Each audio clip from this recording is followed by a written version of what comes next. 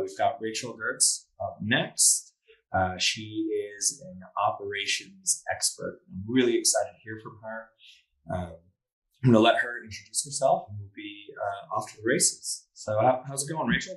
Great. Thanks so much for having me. It's Yeah. nice to be here. I'm Rachel Gertz, everyone. I'm the CEO at Louder Than 10, and our whole focus is on building democratic organizations, specifically creative studios and companies that focus on more ethically run projects. So we specialize in digital project management training, and it's great to be here today. I'm going to get us warmed up.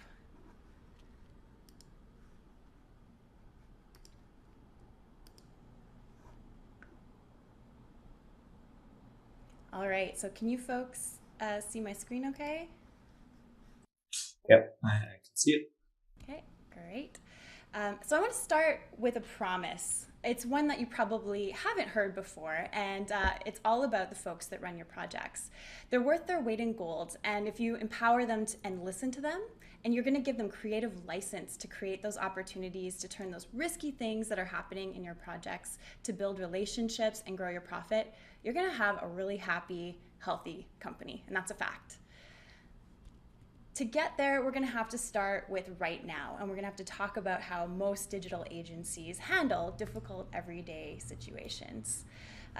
Agency work is hard, right? If it wasn't, nobody would do it. It's commoditized work oftentimes. You've got loads of competition out there.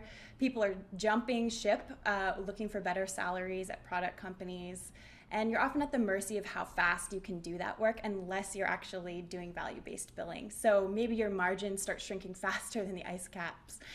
We're constantly thinking about the bleeding edge of technology, right? And we're working against that. The first time that we launch a project is always a new experience for everybody.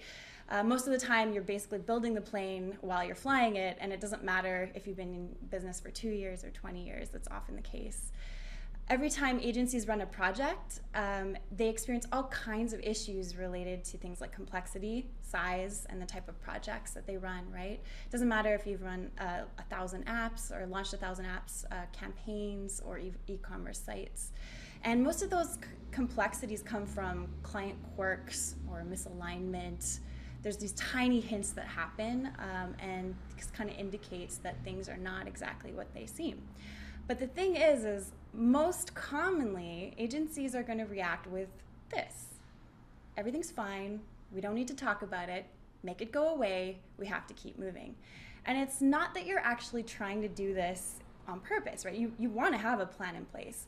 It's just that when you're dealing with client services and folks are, sitting with a 15 to 17% average profit margin, it's not hard to bleed that cash out and then fall into a really reactive state where you have to keep closing that business, right? Feed the monster just to stay afloat. And we know that any company, no matter how healthy, is about 3 to 6 months away from bankruptcy if your cash stops flowing. So it makes sense if the entire team is focused on doing the work and they're burning out on multiple projects, and if you have new ones coming down like Tetris blocks faster than you can actually schedule them, then it makes sense that this is fine, right? That we can't come up with a better answer. I've heard all kinds of responses from owners and directors and different agencies when project trouble surfaces. Everything from "don't worry, nothing will go wrong," which ends up being about denial or maybe even toxic positivity. Everyone knows things are on fire, but nobody can talk about it.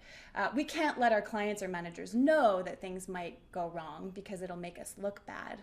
Maybe this is about creating an environment where it's not okay for us to actually fail or make mistakes. This isn't our fault. Our client or manager or somebody else is totally to blame. So maybe now we're shifting blame to someone else on the project or in the environment because we don't have a strong accountability framework. Maybe it's that we just don't talk about bad things in this organization. And that can mean a lack of psychological safety. It can be fear-based decision making or a logic and reason approach where rationality actually trumps reality. Or, maybe you're just being negative and you need to stop worrying and shutting down all of our ideas. Again, maybe here we're diminishing folks in our agency environments who might be attuned to calling out risk or bad situations. You might notice actually that project managers and implementers are really great at this when they're trained to do it. But if the environment is not set up for them to do that, then it's really hard for them to be successful. And my favorite, which I hear a lot, is if you think about bad things, it will make them happen. And so we have a common reaction to risky, everyday bad things happening in our orgs. And I like to think about it when I'm eating green stuff. So spinach. If I had a giant wad of spinach in my teeth, I'd want to know about it, right? You'd want to know about it. I'd want the person across from me to look me in the eye and be like, you've got something in your teeth, and even hand me a napkin. But even my best friends don't often do that. And so the thing it makes me think about is, like, how is this actually going to affect our relationship? Maybe it's not a big deal. I feel a bit silly, a bit exposed. Maybe my trust level goes down a little bit. But maybe I'm also starting to think about, well, what else are you not telling me? Like, do these pants make me look fat? Or like, should I stop, doing this certain thing that I've been doing every day for years? I might not I might be thinking even that, like, maybe we shouldn't have gone out for lunch at all. And this is just spinach, right? This is not $1 million project. So in the same way, when you don't know how to talk about difficult things, clients and team levels of trust start to diminish as well, right? And they might actually sense that we're skirting issues or topics, or just don't know how to do the work, or we don't know how to actually turn a bad situation into a better one. So I know not all of you folks are like this. Lots of you have ongoing conversations that focus on continuous improvement, and you do create safety to make mistakes and try new things and learn from them. But if you've ever uttered those phrases above, or you've heard other folks in your org utter them, then it could be an indicator that things are just not quite right in the company. Maybe your company's not doing a great job at handling risk, or you just haven't taught the folks who can do the best job at handling it how to.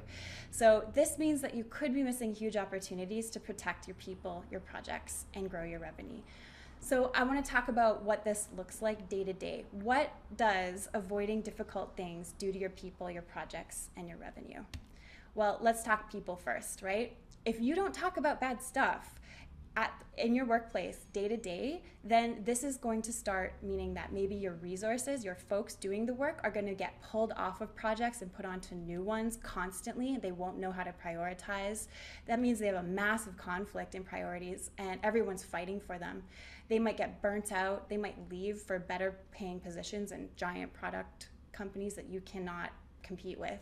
People look stressed. You can actually see it on their faces, and their relationships with your clients are going to suffer, and they might become pretty rigid and pretty tense.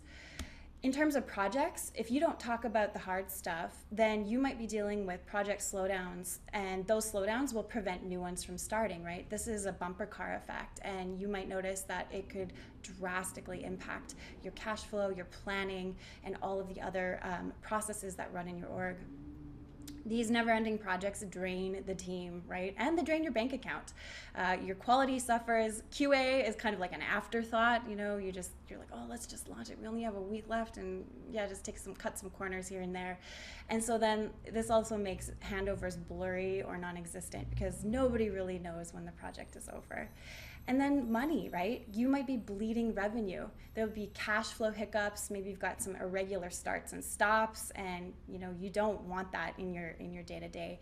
Your budgets might get blown, and that margin where you're hoping for your 17 to 20% is going to be eaten very quickly by the cost of sale, the folks doing the work.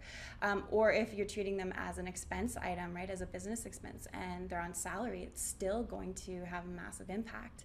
So now you might not have any money for investing in better operations or innovating as a strategic company, and you have this situation where no one's taking accountability or ownership for generating and maintaining your cash. They're just too busy putting out fires.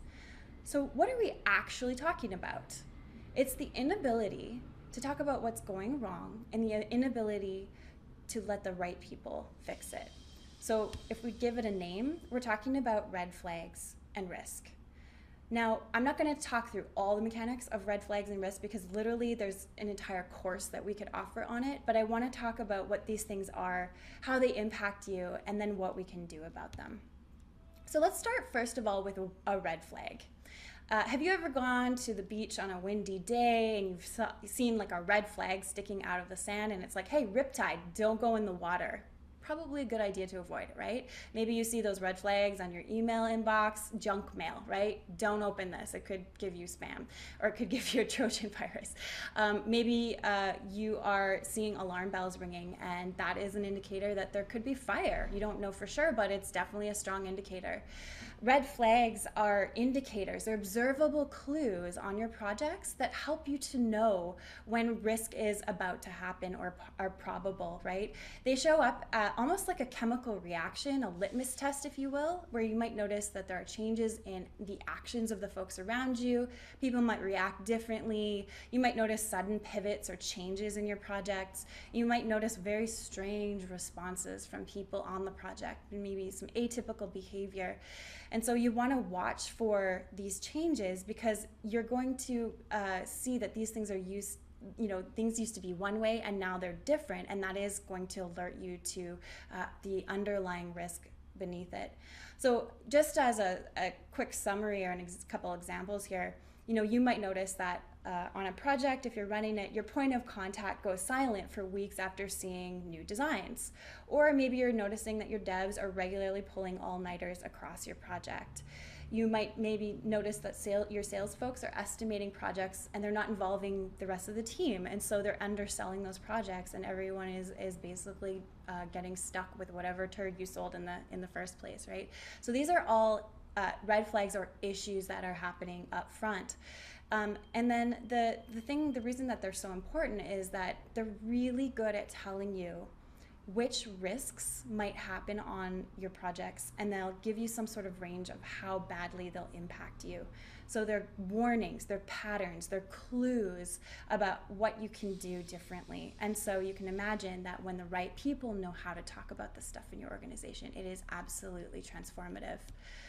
So comparatively, let's talk about risks now. A risk is just a probability. It's a chance, right? It's a possibility that something positive or negative will happen on your project, but either way, it'll take you a little further away from your anticipated outcomes. It's uncertainty, right? You don't know for sure if something's going to happen. So you might notice this, in terms of the chance of a certain event occurring. Maybe you have surprises that show up, or something that's more predictable. You could have guessed that it would happen, like maybe a stakeholder would leave on the project, but you're just not sure, right? Conditions, so suddenly maybe you have new constraints that change the project path, and then outcomes, so things that you didn't expect to happen are suddenly happening. And these can be showing up in different ways on your projects as well, right? So a less serious risk. This is not a thing you are seeing, but it's a thing you could see. Minor, right? A client finds a spelling error on the site, but it's before it goes live, you can clean it up, you can fix it, no big deal. If it's a bit more serious, then your project gets launched and maybe you've still got lorem ipsum, somehow QA, because you skipped it earlier, didn't happen, and now you're launching with dummy text on there. But a very serious risk, maybe unlikely, but could still happen. Maybe one of your teammates happens to have a demo link or beta link, and they share it with their friend because they're really excited about the launch before that is actually greenlit for a public launch. And then the client finds out and sues you, right? So these are things that probably, maybe won't happen. They are possibilities on the project. But the reason that they're important is that these things can totally derail you, right? They can absolutely tank you, and they can be super insidious in that you can't always predict them and you can't always control them. The other thing is that oftentimes they're invisible, right? So they lurk below the surface, and the only way to unearth them is to actually start thinking about all the possibilities that could happen on any particular project. So I want to kind of walk you through how these things show up on the project. And this looks like a project timeline here, right? So if you picture your horizon line, the red flags will show up above the surface. So you're managing your project, you're running into some minor issues. Maybe it is lorem ipsum, or maybe it's something else that's happening on the project that you've actually seen turn up. But what it is an indicator. So So the red flag might be little, and the responding risk might be little as well. And then maybe you keep going along your project path and you start to notice a larger red flag, a larger issue that's showing up on the project. And that might be an indicator of a lot larger risk lurking underneath the surface. And so you can use this, throughout your project path to start unearthing all of the potential red flags that are going to happen to you. I love to think about this almost as if you're walking down a pathway and a shovel comes up and smacks you right in the face. But because that shovel smacked you right in the face, you look down and you notice, oh, there's a giant hole behind the shovel. So in this case, the red flag is the shovel alerting you to the fact that there is a related risk behind the scenes that might tank you if you're not careful. So this is a very intentional process. It's something that you have to spend time doing. It's something that you have to work with your team to uncover. And when you translate these, most of the time, red flags mean that you're uncovering some sort of scope creep. And so for those of you folks who aren't sure what is scope creep, we're going to talk a little bit more about that. There's lots of other things that risk relates to that we just don't have time to get into today. Stuff around alignment and economics and what the market's doing, but it's too deep a concept for today. So we're going to stick to just talking about the piece around scope creep. So scope creep, for those of you folks who are familiar, this is like surprise changes that happen on your project where you're doing more work for about the same amount of time or the same amount of money. So in effect, you're doing more work for the same amount of energy you put in and what you reap out of it, right? Doesn't feel very good. That's where your margins often go because you're bleeding out on your scope. But the thing that a lot of folks don't know is there's actually several ways that we can overcome this. And so if you can teach your team, first of all, how to recognize how it works, what it looks like, what it sounds like, you can actually really tighten up the cost of goods sold, or you can tighten your business expenses and you can generate additional revenue. And when you turn it back to your project managers to be able to own the process, teach the team how to recognize these things and how to evaluate and adapt these things, then you're talking about massive change and transformation to your bottom line as well as your happiness of your team. So let's focus on a few of the different kinds. The first one that I want to talk about here is there's business creep, effort creep, hope creep, and feature creep. And to break it down a little bit further, the business creep element, this is a really terrifying one because people don't tend to notice this one up front. This is like, your clients are changing their minds or they're changing their understanding or relationship to the project. So maybe new people are popping in, or they've decided they're going to go in a different direction, or they've just suddenly changed their priorities on you. And the other thing is you may just not have recognized it up front. And so you didn't really do a great job vetting the project or the client, and you don't really understand them. So you're trying to build a project based on a very small or limited understanding of the work that you need to do with them because they are amorphous, they are changing, they are uncertain. And so this can have massive effects on your actual project scope. And I want to just talk about an example and how this might show up for you, right?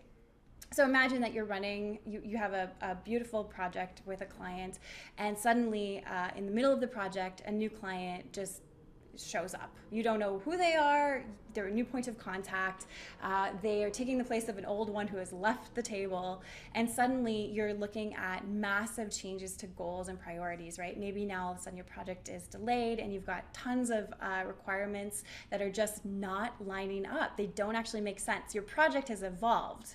You started with project A, now it is project B. You're not building the same thing, but you're still paying or getting paid the same amount of money and doing it in the same amount of time, right? It has a certain sound to it. Business creep, when you notice it, might sound like, you know what, our goals have shifted here, or we've introduced this investor or this new director or this new CEO, and they would like to weigh in on these possibilities. Or after reviewing things, we'd like to change direction, or my favorite, we're doing some restructuring, right? Things that are have totally changed from what they were. You're not dealing with the same project environment. And when we try to scope a project, we're not usually scoping just the requirements on the project. You're scoping the entire environment, because that's where all of the risk comes from. That's where all of the complexity comes from, the people and the quirks and the process deviations, right?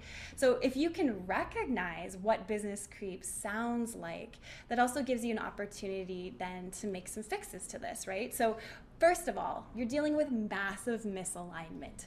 What you started out with when it got sold is not what you're dealing with now, because of the new people mean new opinions, new ideas, maybe even new goals, right? So you want to pause. You want to make sure that you sit down and do an alignment session. Hi, new investor. Hi, new director. Let's get you caught up to speed. Let's walk you through why we did what we did and how we did what we did, so that you can understand what our mission is. They will often, new folks, have big shoes to fill, and they will want to try and convince you that this is the best way to go. You need to follow their lead instead of it becoming a partnership, right? So maybe now you're looking at potentially adding more time and budget to get that stakeholder up to speed. So instead of running with the same budget and the same timeline, you're negotiating. This is new. This is different. This is not what we agreed to. So you can imagine if you try to cement a contract or an agreement based on just project requirements and not assumptions about the client, you're in hot water if those change, right? Maybe you take it one step further, and now you're actually creating reusable onboarding templates and creating like a really powerful onboarding process, so that you can transform the relationship with your clients so that they feel safe, they feel heard, and actually maybe even educated and trained about how they can play a more participatory role in that project process. Of course, you want to make sure you're simplifying any of the project context, so they're not like, do I have to read through 100 documents to get here?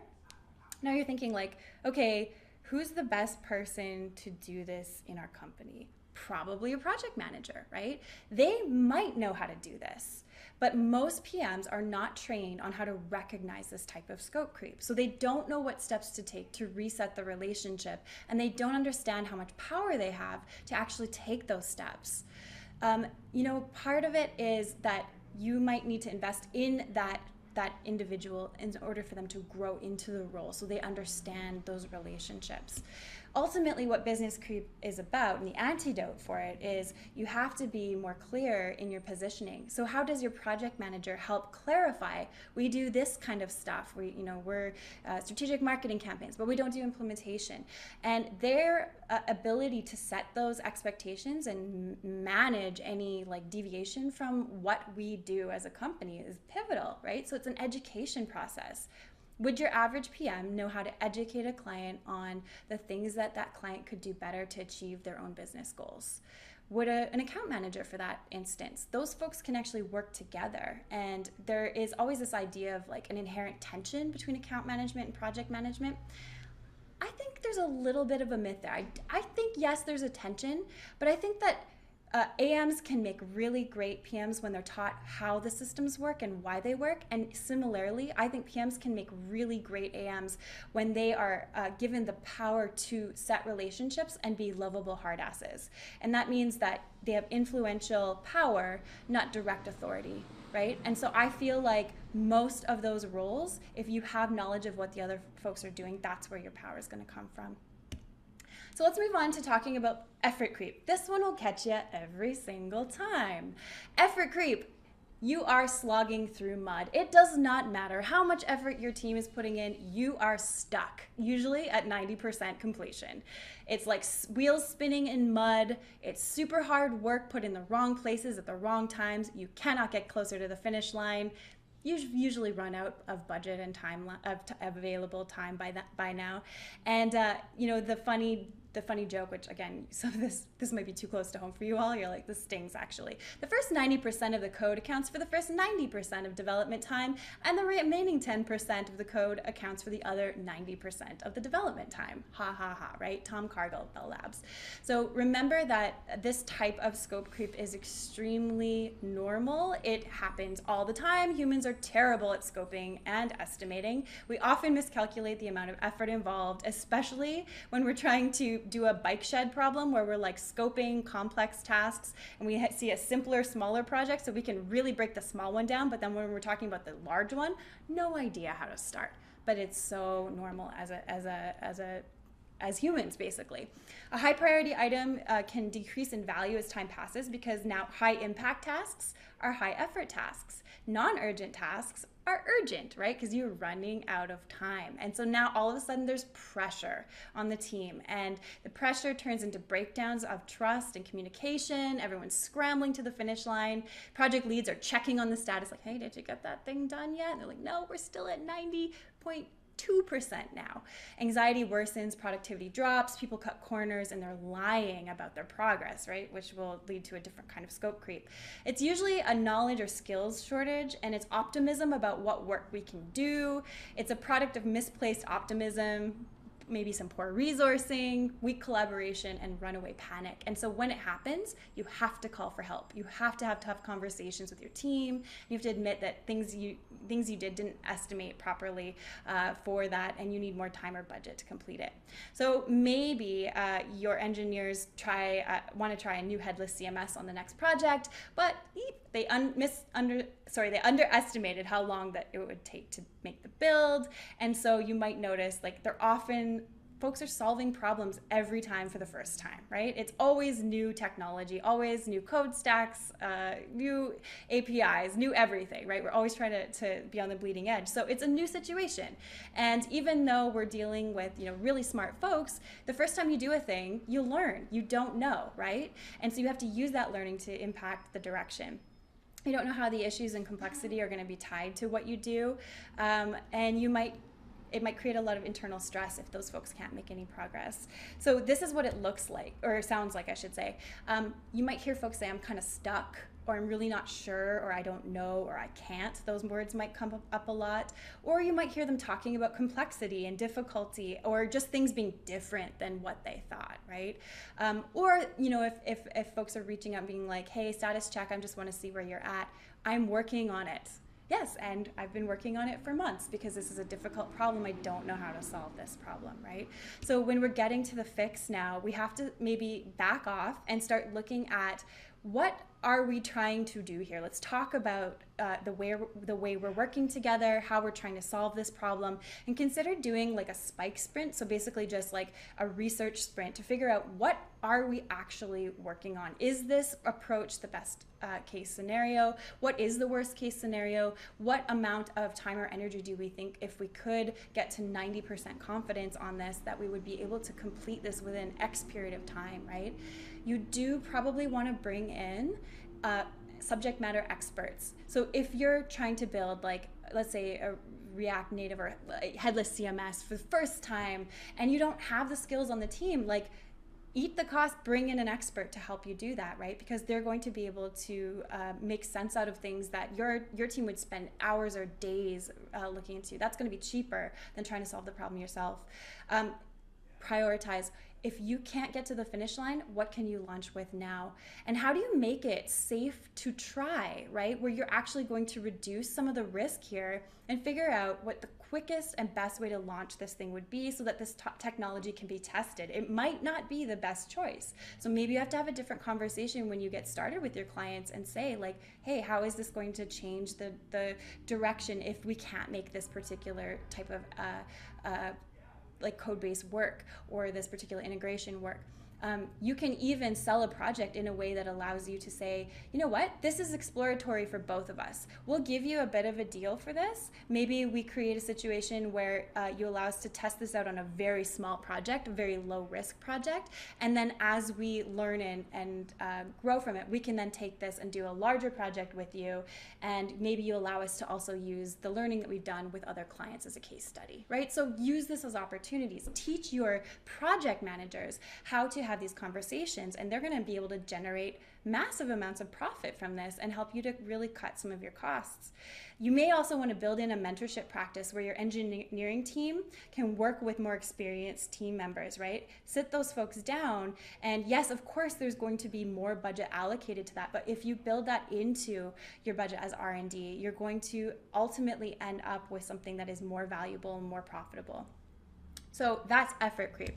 Let's talk about the antidote. Overall, better planning and definition, right? You don't know what you don't know until you really get into the weeds. You really want to make a priority for setting aside budget for research and development on every project if possible. Even if you have done it 100 or 1,000 times, you can learn things from that, and you can allocate percentages towards that budget that just allow you to try a new thing and cover your risk. It's not even just contingency. It's not just oh, let's add 10% because you'll probably burn through that. Let's be real, right? This is specific to doing things in a new way and focusing on throwing out extra steps you don't need, extra documents you don't need, right? More and more you're hearing lean process, lean or agile approach. That's because it works, right? It is a very meaningful process that brings your stakeholders along with you for the ride. So effort creep, it's all about getting in front of folks and getting in front of problems, being very creative with those solutions. Now we're gonna talk hope creep. So hope creep is sad. It makes me very sad. You start off thinking, we can do this. We can absolutely get this work done. You tell your team we can make it work. You tell your clients you can work. You can meet your deadlines. You can meet your requirements, but you can't. And so you start like crossing your fingers at the beginning. You're like, yeah, I think we can do this. And then at the end, you're just basically lying and saying you can do it, but you can't actually deliver.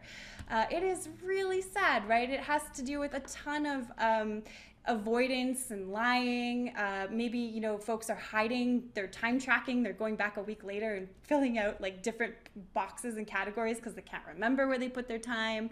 It's very sneaky, and it's often very hard to spot because it's often related to low psychological safety or an inability to talk about what's difficult in the environment, right? If folks are telling you that things are going great, of course it would be difficult to spot, right?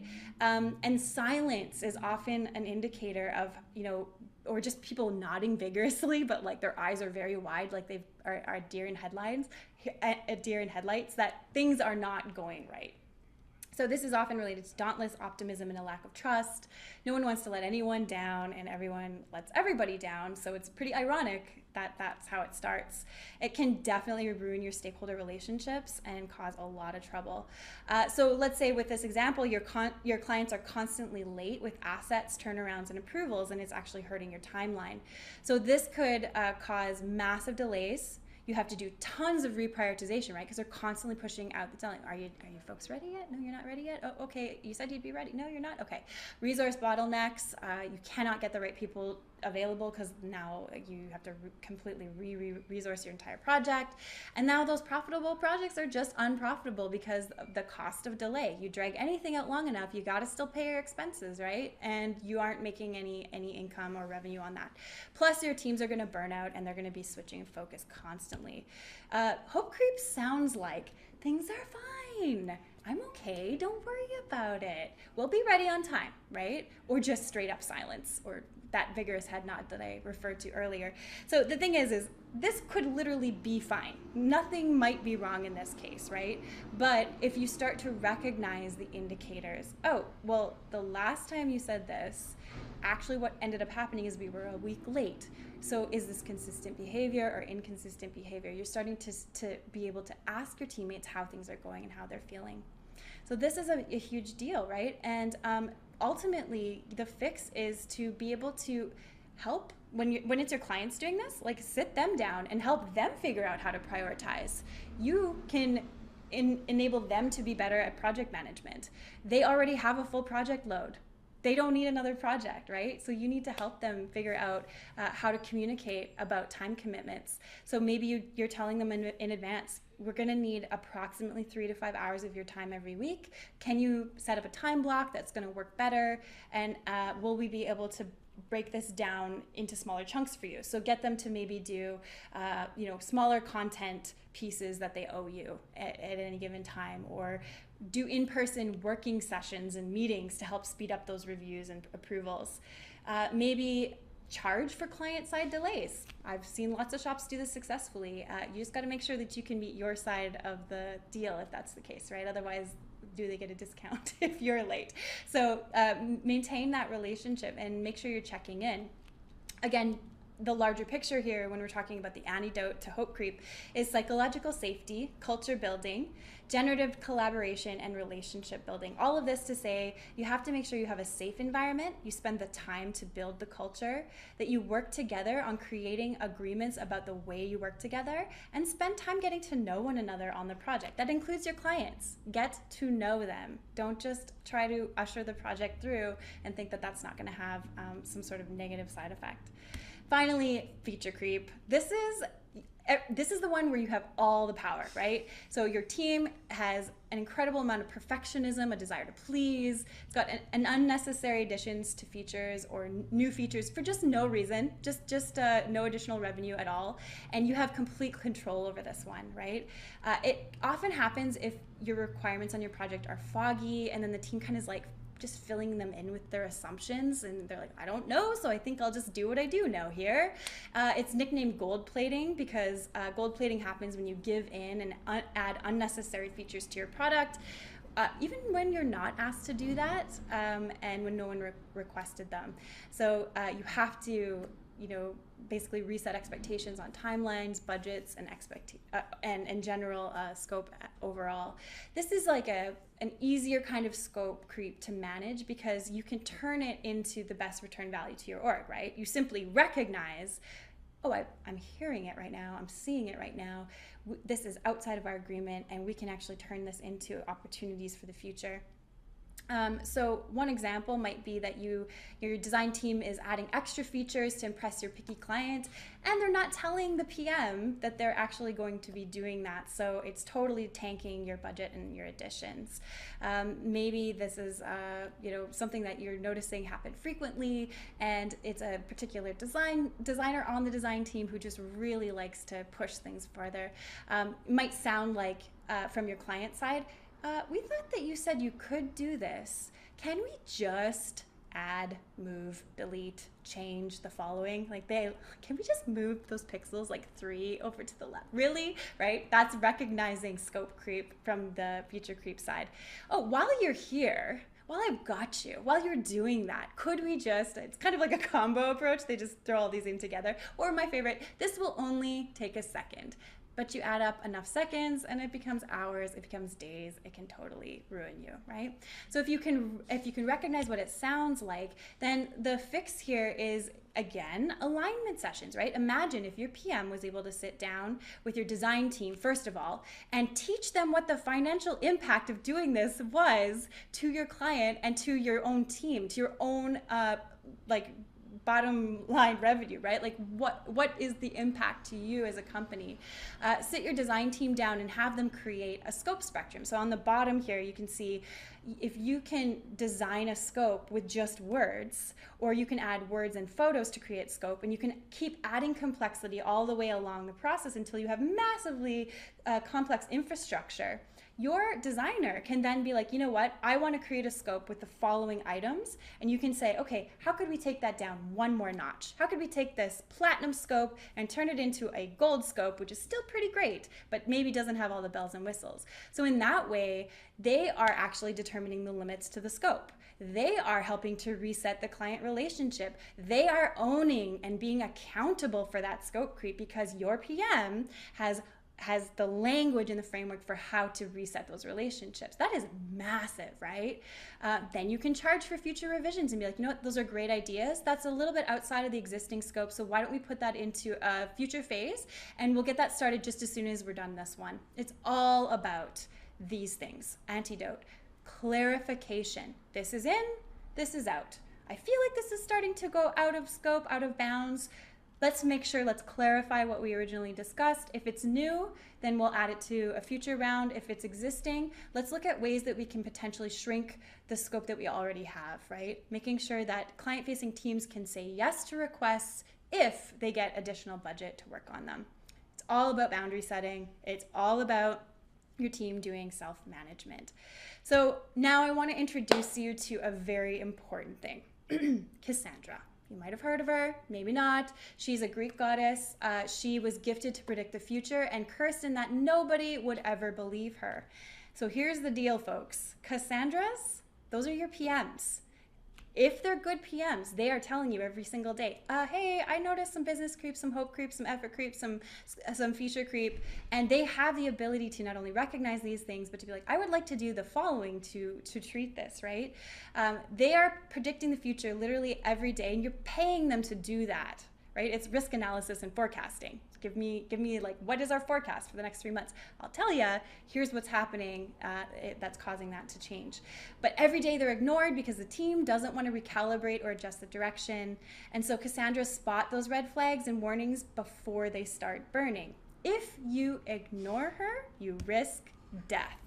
Right? If you ignore your PMs, you are going to repeat this over and over and over again. It is toxic positivity culture.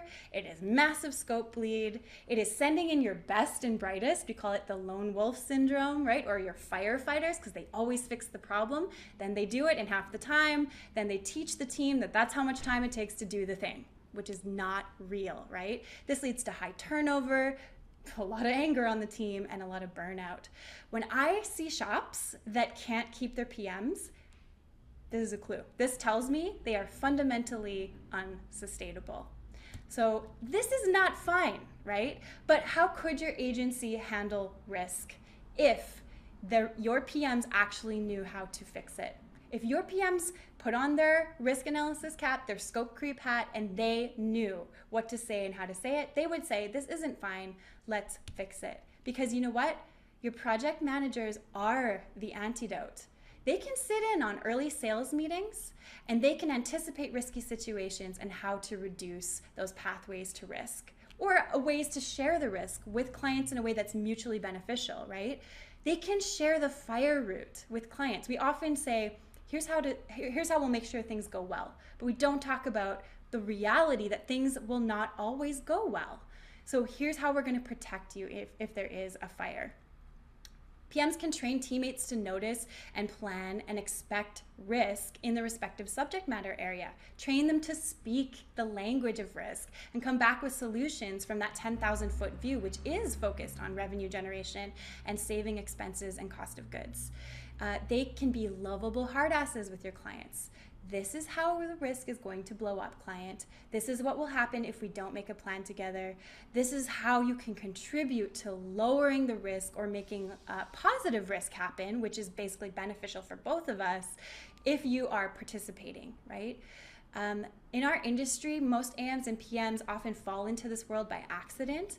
And so they might have like these secondary skills like design or development. And they might also do things like nurturing sales or knowing how to set clear boundaries and having difficult conversations. But they might not have the ability to recognize this without additional support. So you need to invest in them and have some time spent so that they can watch for it and teach teammates how to identify these red flags and risks, instead of hoarding power over PMs and saying, you know what, you only need to know this particular project budget for this particular one account. That's it. We don't need to give you our monthly targets. We don't need to give you our monthly expenses or our quarterly revenue. When PMs have the numbers, when they understand what the numbers mean and when they understand what to do about them, that is a massive transformation. So here's what you can do. You can give PMs their power. I can't tell you what it is horrific what I see. I see project managers get infantilized, treated like children. The things I've heard agency owners say about their project managers would make your face burn. Hopefully none of you folks are saying these things, but I've noticed women are treated as secretaries and therapists. They're taking on emotional labor. They're often paid less. Marginalized and racialized folks are just not hired because they might have an accent or communication styles that are a little bit different than how we traditionally communicate. And they are often treated like children. PMs are disrespected, they're relegated to just time, scope, budget, not treated like they could be strategic thinkers, that they could change profit margin, that they have the ability to reset relationships. They're not given access to the agency financials in a way that helps them understand how they can contribute. They get left out of the sales process completely. Just like you're a coordinator, just go run these tasks. They're often working overtime, but they're not getting overtime pay. They're not given even like an expense account. If folks often have project managers without account managers, but even the project managers are not given access to any credit cards to actually treat clients or build relationships. So how do they look after their team after a celebration for a project happens, right? They're not even given a budget to do things like team building, knowledge sharing workshops that would actually help your bottom line. They're asked to do things like bookkeeping, operations, production work, quality assurance, and new business, right? So they're highly skilled folks in a highly skilled role, and not everyone can do that role. I've also heard a lot of project managers are self-reporting ADD and ADHD. So neurodivergence is huge, and it is also often a benefit to the way that project folks are running their projects, because they're really creative and adapted very, very meaningful and intentional solutions for how to cope with task switching and distraction. PMs are often overburdened with undersized and undersold projects, and they're burning out, my friends. They are generous, caring people. They have tons of influential power. So over the last couple of years, digital agencies have seen like 20% increase in growth, project growth and account growth. PMs are being hammered with new projects. They're getting poached from other agencies. They're getting hammered with projects, and they're tired of yelling fire, right? A project manager's job is to keep your cash flowing, keep the business healthy, and support the happiness of your workers and your clients. They literally help you keep the lights on. Projects are the fuel for your engine, and they keep the business running, and each project can contribute energy to it, or they can destroy it slowly. You can take that team away and you won't have a business, right? So it's imperative that you hire and take care of your PMs and team members. And the shops that are lagging on this are going to stagnate and die. It's absolutely imperative for you to take care of your PMs, pay them well, and give them access to the information that they need to help their business grow. I'm going to show you 2 tiny tips, and then I'm going to wrap it up. You can run alignment and trust exercises with your PM and their team. You can actually look at your most recent 5 projects and see how well they align. And this will tell you if, when you sold a project and when you're actually finishing a project, how well that thing stayed in alignment. You can teach your teams and your PMs how to create risk and reward systems and actually denote risk and red flags using emojis and symbols, keyboard symbols, and bring them into those initial sales calls. You can have color coding and do health and progress bars, building time into those project budgets to actually plan for and optimize for risk. So I want you to stand behind your PMs. This is how you can support them. Train them, invest in them, spend time building their account knowledge, their financial knowledge. It's a capital investment. Recognize that they have probably never had access to this kind of power before, so they might be a little suspicious or a little overwhelmed by having it suddenly handed over with no context. Bring your PMs into your sales process. They can help you vet those stinkers before they land, and help your sales folks teach PM scripts to upsell and recognize opportunities to upsell. Give them room to workshop, to play, and strengthen your knowledge.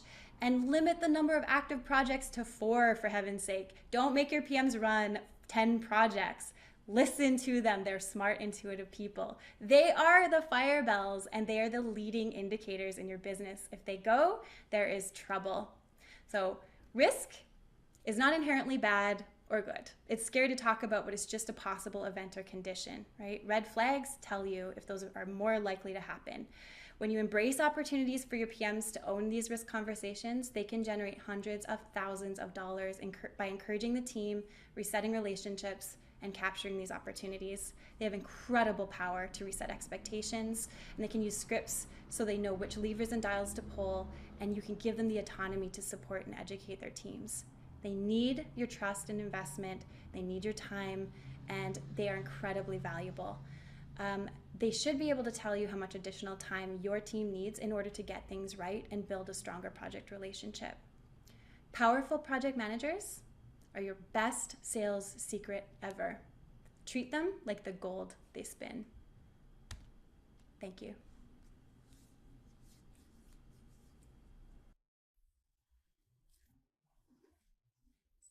Thanks so much for that, Rachel. That was fantastic. I loved the name for project managers, lovable hard asses. So true. We definitely interact with those best here. Anyways, yeah, thanks again for being here. Everybody, I believe we've got Rob Sales up next.